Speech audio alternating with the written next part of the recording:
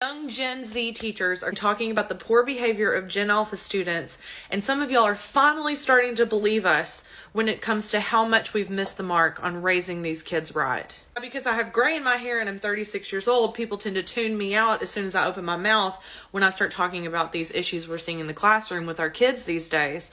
So before I go on, why don't we review some of the evidence from some of the other creators on this app who might be a little bit more of a relatable age. This is my folder of crying teachers, and they are confused and frightened by the behavior of Gen Alpha. They're saying Gen Alpha is defiant, aggressive, disrespectful, and rude. Having to teach and work with you guys as children has been the most traumatic experience of my life. They don't respect any authority.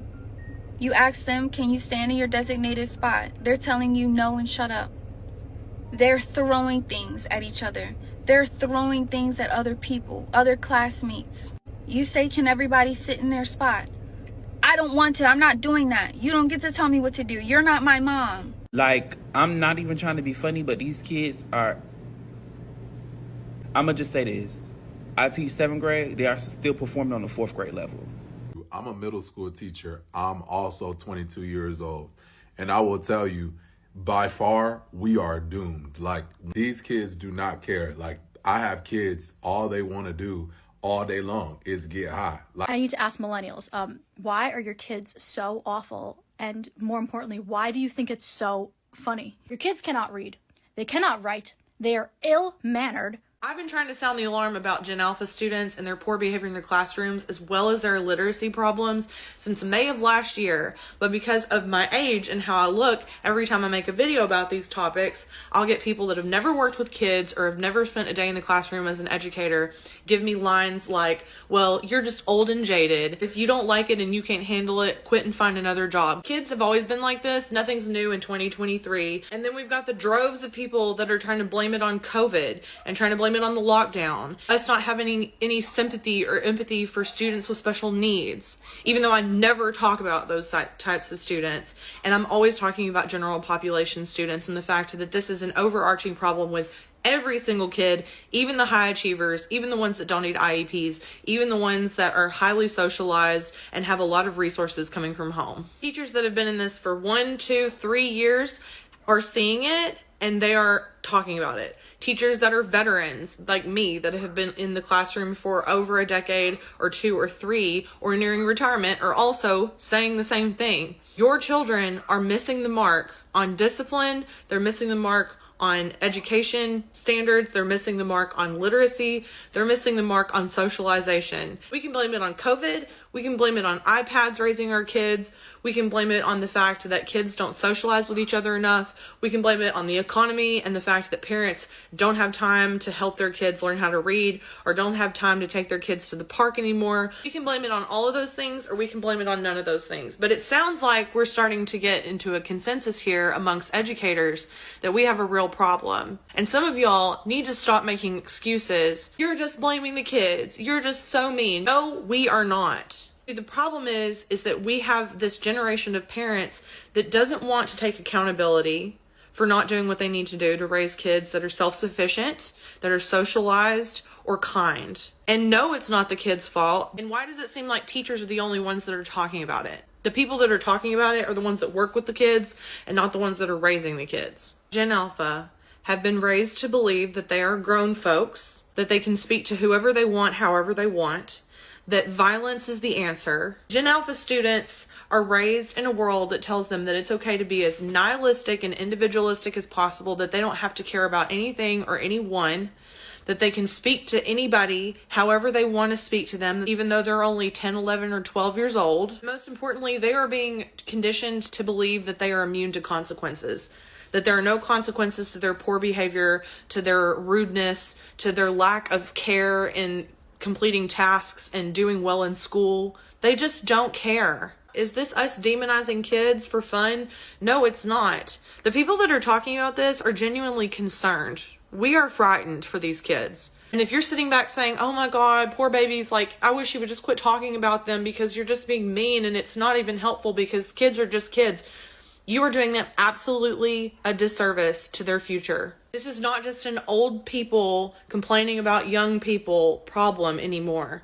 Young people in Generation Z, young teachers who are seeing the same thing I'm seeing with my two eyeballs are talking about the same thing. You can call it an old folks complaining about young folks thing. Why are you demonizing millennial parents? Why are you demonizing Gen Alpha kids? Or you can step back and look at it from our perspective and say, gee, I wonder why there's so many people talking about the same thing.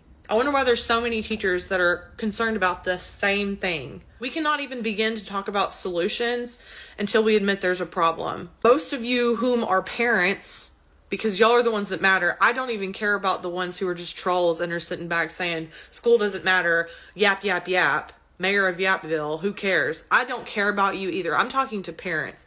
If you are not ready to admit that there's a problem here, we cannot get anywhere near even talking about the solutions. We cannot raise a generation of kids that are this tuned out, that are this rude, that are this violent to each other, to adults, to people younger than them. We just can't do it. Everyone's talking about how Gen Alpha kids can't read, and I'm not gonna lie, we are doomed. Why are you okay with your 5-year-old listening to Pound Town? You're not quirky. You're just a bad parent. And low-key, I feel bad for them because it's not even their fault. Once again, I blame the millennials. Hey, imagine Popcorn reading, though. It was bad enough picking the kids who couldn't read. Now it's all the kids, bro. Popcorn Carlos. Once upon... Hey man, I heard reading's not even a requirement anymore for schools. Why would you do that? Do you know how much AR reading I had to do? How many points I had to get? How frustrating it was reading a 13th grade level book in 7th grade? AR level 13. Oh, let's go. Cocaine and Hitler. Yo, you know how sometimes Gen Z, we got beef with the millennials? I am so glad that we got ammo for Gen Z, bro. Gen Alpha, bro. Low-key, they can't even come for us. We're untouchable right now. If they try to come for us, bro, look at that guy. These Gen Z are so not Sigma Ohio level gyat. Spell naughty. N-O. Imbecile! Things I've noticed about teaching Gen Alpha. Oh my goodness.